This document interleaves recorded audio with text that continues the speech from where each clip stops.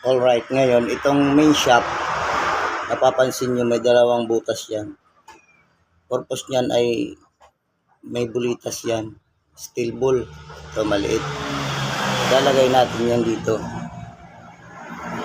Sa butas niya. Yan. Tapos, itong spacer niya, may kanal din yan. Doon itatapat natin itong bulitas.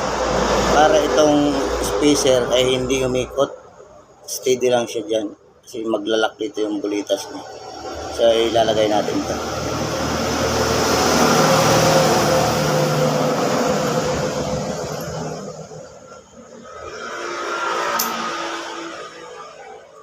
Yun. O ayan. Hindi na siya nagalaw. Steady lang siya. At syempre, meron itong lock. Circlip lock. Lalagay natin yung dito. Pupukpukin natin ito ng martilyo para bumaon.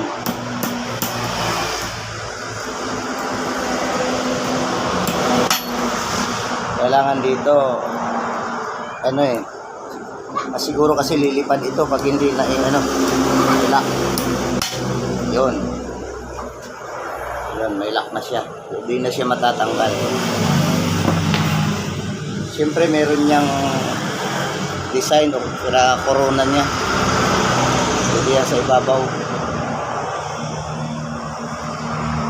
Lalak lang natin ito pababa. Pinupush lang yan pababa para mag-lock siya. Yun. So isusunod natin dito ay ang kanyang mga circlip. May circlip pa yan dito. Dalawang circlip. Ito. Lagi-isa yan dito para dito. The next niyan ay yung speedometer. Bearing pala. Bearing muna. Ito yung bearing niya. Dito yan. So, ito muna unahin nating circlip. Para yung bearing hindi bumaba at tumaas. So, ilalagay ko itong circlip. Okay, ilalagay natin itong circlip. Gagamitin natin ng circlip plier. Yan. Ang ano ito ay palabas. Purpose.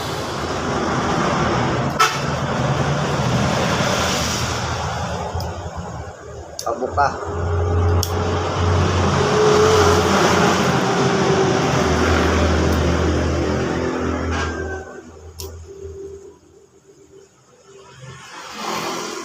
So ayan, nakalagay na yan.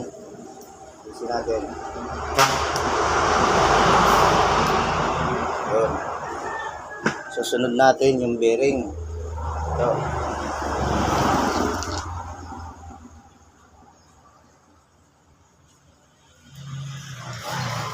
Paglagay natin ng bearing, gagamitan natin to ng tubo. Papasokan natin yung tubo. Saka natin mamartilyuhin. Ayan, lagyan natin tubo para i-bound yung bearing.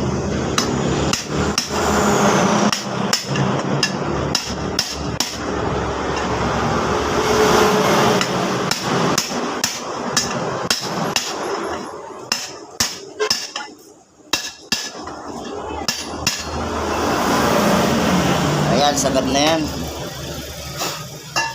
Lalagay natin yung isa pang circlip lock. Ito, circlip lock. Ito. Pang ibabaw.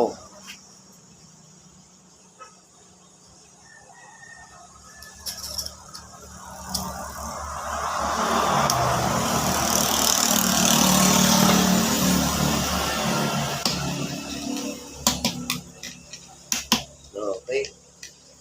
Nilagay na natin yung mga circlip lock.